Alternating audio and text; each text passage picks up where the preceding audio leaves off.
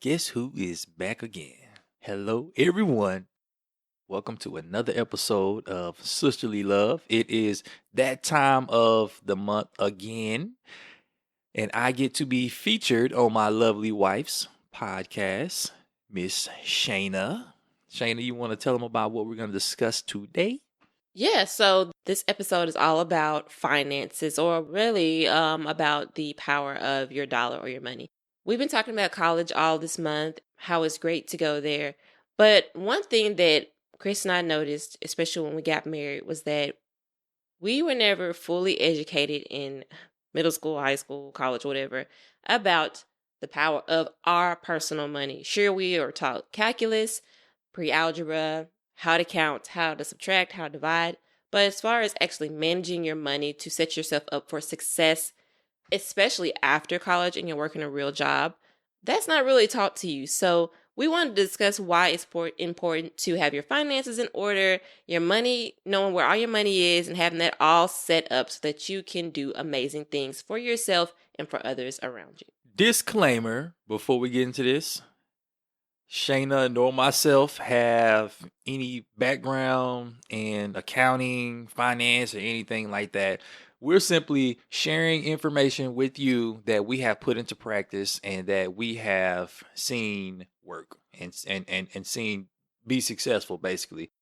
One thing that we have done is put in the time and energy to educate ourselves, be that devouring books, going to seminars, taking classes, one in particular that we're going to discuss here briefly. But we want to just put that out there. We're not talking about anything complicated, anything that, what we're discussing is simple steps that can lead to financial prosperity. We're just like you. For anybody that's listening, we were in the same boat for some of you all. But the thing is, we decided to educate ourselves and to become better, and we want to share that with you all today. Let's get started. First and foremost, before we even really get into the bulk of what we're going to discuss today, I want to talk about a common thread that I found between several books that I read. One of my New Year's resolutions 2 years ago was to become more financial literate. And I probably read, 35 books from various topics about money. And one of the common threads, they had several common threads, but one of the common threads that really stood out to me is giving and being a good giver. So the first thing we want to start off with is we want to talk a little bit about being a good giver. And I think it all starts with paying tithes.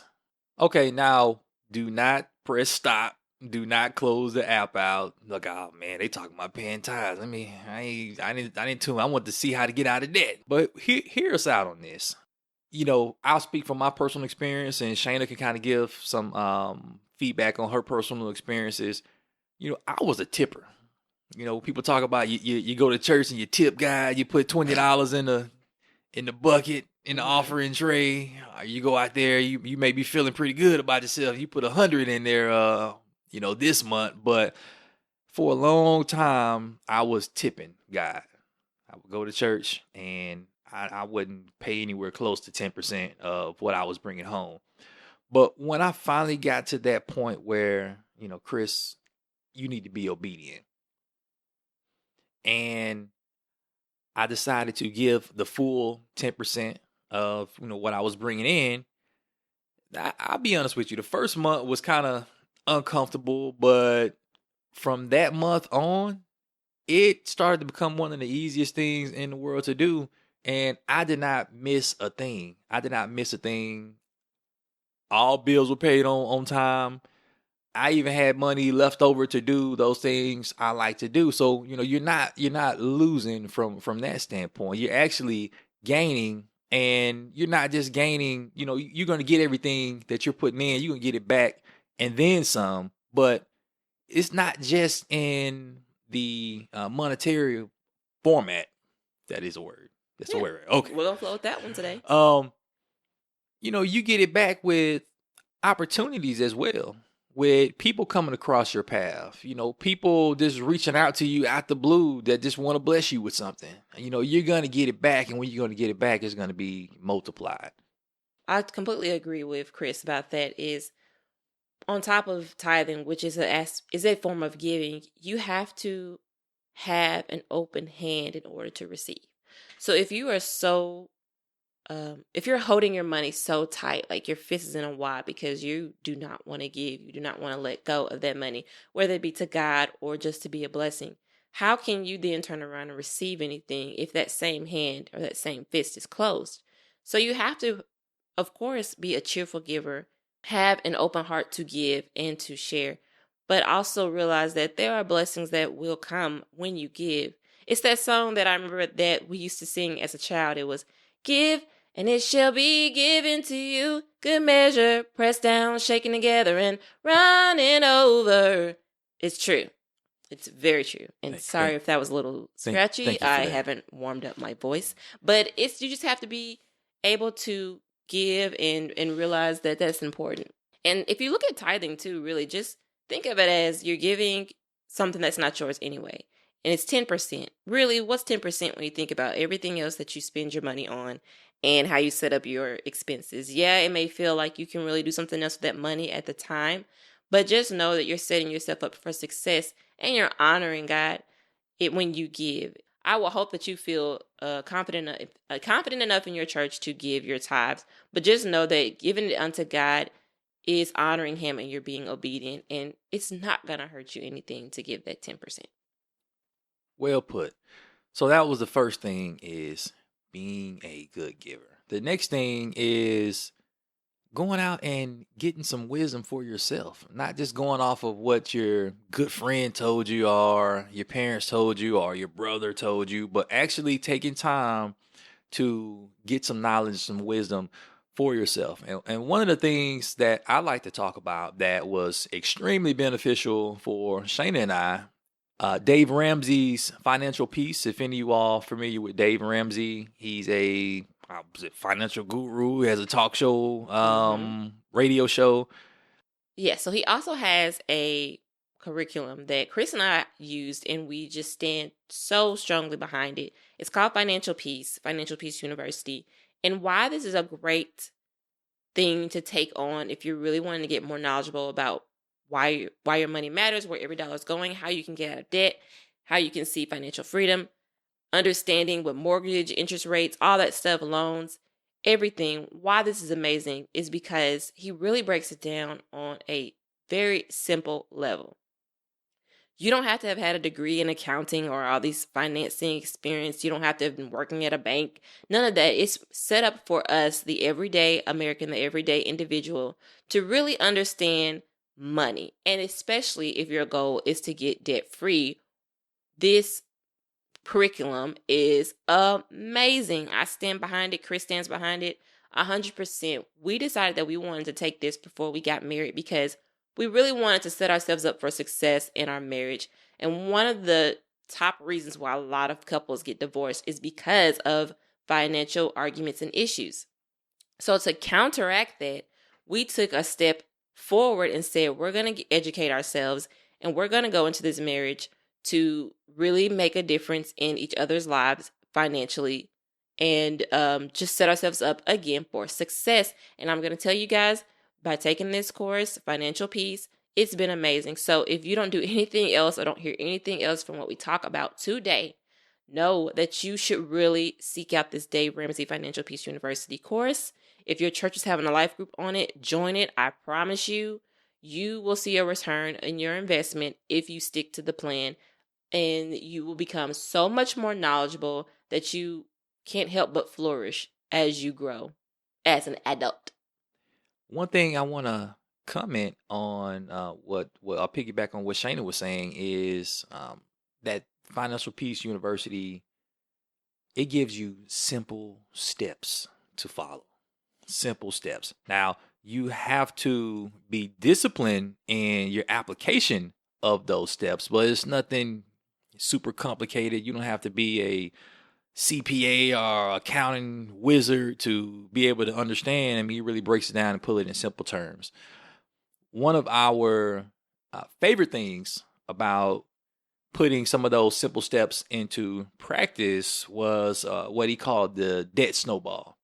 And what the debt snowball is paying off the, I guess, the smallest bill that you have. And once you pay that small bill off, you add in the amount that you would pay monthly for that bill to the next smallest bill, and so forth and so on, till you get to a point where those funds that you had allocated to pay those bills is starting to snowball. So you get to a point where before you may have been paying $50 a month on a bill. When you pay that off, you get kind of toward the end and you're paying $1,500 toward a bill, because that snowball is rolling down the hill and it's getting bigger and bigger and bigger to the point where your debt is pretty much gone. Yeah, so we just love that particular aspect, but there's so much more that's talked about in that course. So if you want to learn more about what debt snowball is, how to do that, and in general, take this financial peace class and get educated in your money. Not stocks, all that stuff. I mean, you can learn that, but if you want to get educated in your money, the amount you bring home every month, this would be a great course to get you started in. The next thing we want to talk about is acting your wage. Acting your wage. So for me, what that means is if I bring home $30,000 a year, maybe $1,500 a month or whatnot, then I should not be buying a TV that costs $4,000 or buying a car that's $50,000-$60,000, because that's not within my wage. That's not within what I bring home consistently. So to me, what acting your wage means, kind of like, what Shaina was sharing, is, I'm not spending more than I'm bringing in every month. So if I bring in $2,000 a month, by the end of the month, I haven't spent $2,500 or $3,000.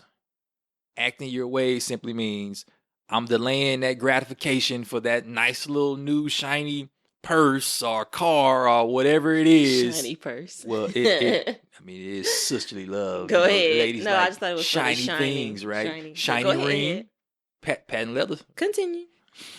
Anyway, I'm not going out and buying that thing that I cannot afford right now. Okay? Delayed gratification. What that means is I'm going to delay that excitement of getting that particular item till I get to a point where I can actually afford this item. Shaina and I have this rule. If we see something that we like, if we don't have the money for it, we walk away. All right? There is no swiping a credit card or anything like that. We're not going to pick up any debt, 18 months, same as cash, or, all that stuff. If we don't physically have that money in our personal account, then we're not going to make that purchase. So this is great for especially all the women that are listening, because for me in the past, when I wanted something, I would just get it. There is always a means to get the things that you want. You all know that we live in a microwave society. If you want it, you get it fast. There's several ways. Like Chris said, 18 months, same as cash. You have a credit card, I'll just swipe that. And the hope and the expectation is, I'll pay it off before the interest comes, or, I'll just knock this off before it gets too big. But how many times does that actually happen? And next thing you know, you are accruing a lot of credit card debt, bills, all those things. And you're only able to pay off the monthly payment. Meanwhile, that interest is accruing. So I like the fact that acting my wage teaches me to also decide what I want and what I really need. Can I really get by without this item? Is it really necessary? Do I really have to have that right now? What purpose will it serve? I have to think those type of things. And yeah, that may sound like super adult-like or boring, but hey, if you are wanting to really live according to your wage and see yourself really doing the things that you want to do and not accrue more debt, more bills, this is an awesome way to teach you patience and to really decide, is it something I need or is it something I can live without? So I like that too, because a lot of times I'll get home and I'll say, you know what, I didn't need that. And then I just save myself the time to have to go back and return it because I saw my bank account was almost on zero. I already stopped that from the very beginning. So I love the fact of acting my wage consistently. And acting your wage is going to be different depending on who you are. I don't care if you bring home 6 figures. You still have to act your wage, because in the end, it's not what you bring in. It's not what you make, but it's what you spend. And we want to make sure that whatever that amount is for you, that you're not spending more than you're bringing in every month. All right, up next, we have a very, very, very, very hot topic for you. That is loaning money to family and friends. Now, I'll just go ahead and throw it out there. But before I throw it out there, just hear me out to the end, because you may be like, "Oh, that's kind of rough." But hear me out. I do not loan money to family members. Say Okay, what? our friends, and let me explain why.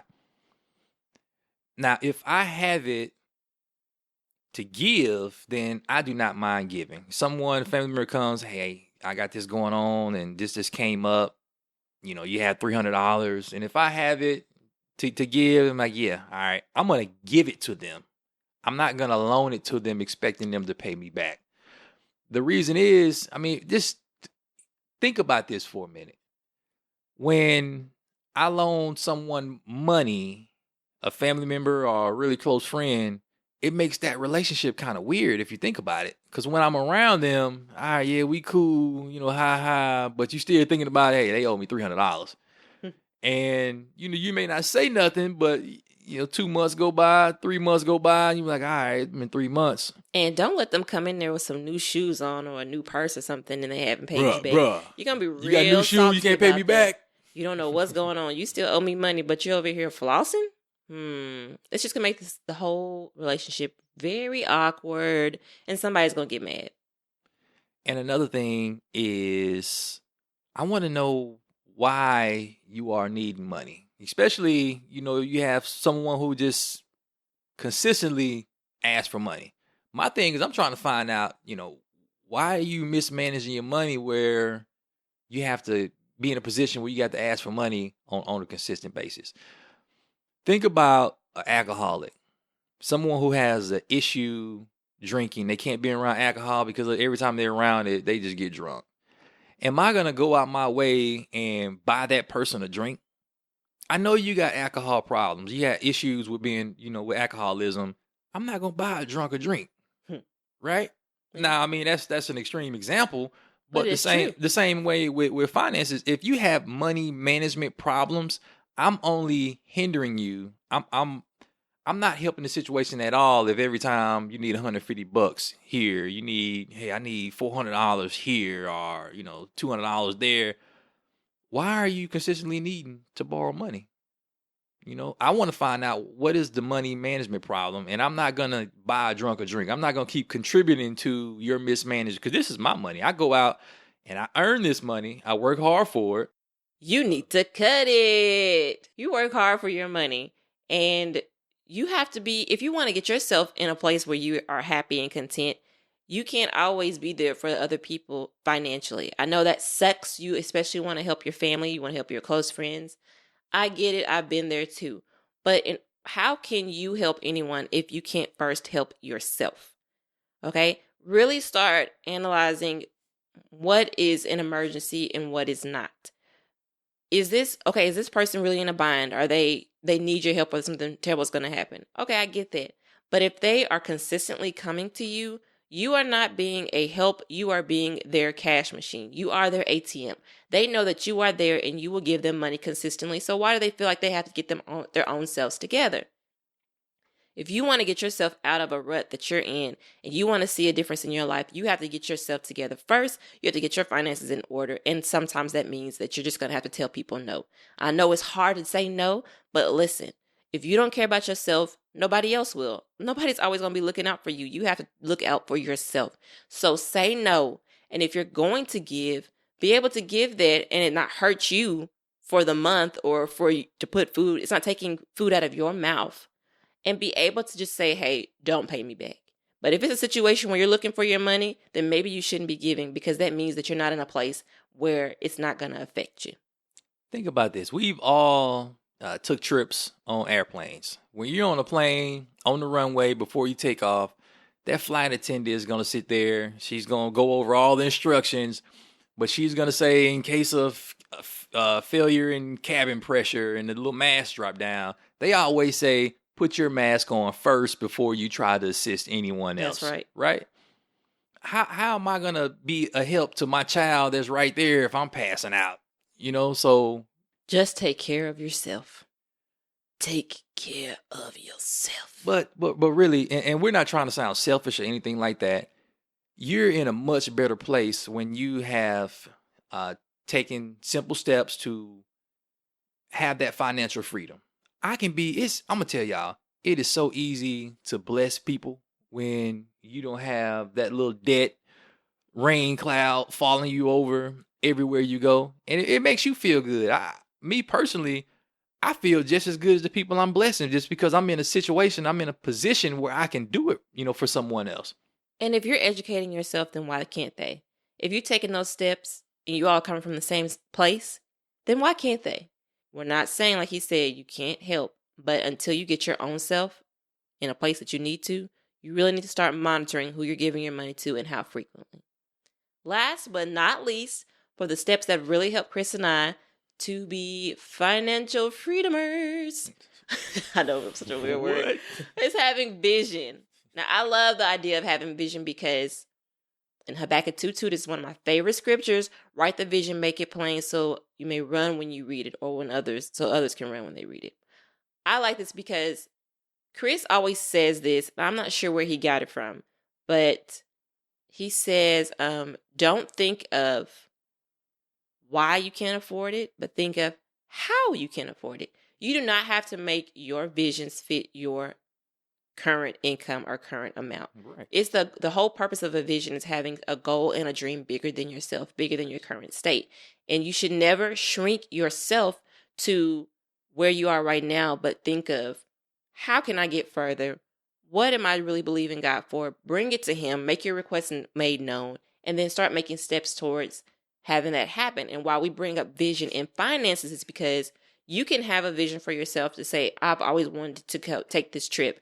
I want to go, to Europe. I want to take my family on a vacation to Disneyland. I want to be debt free.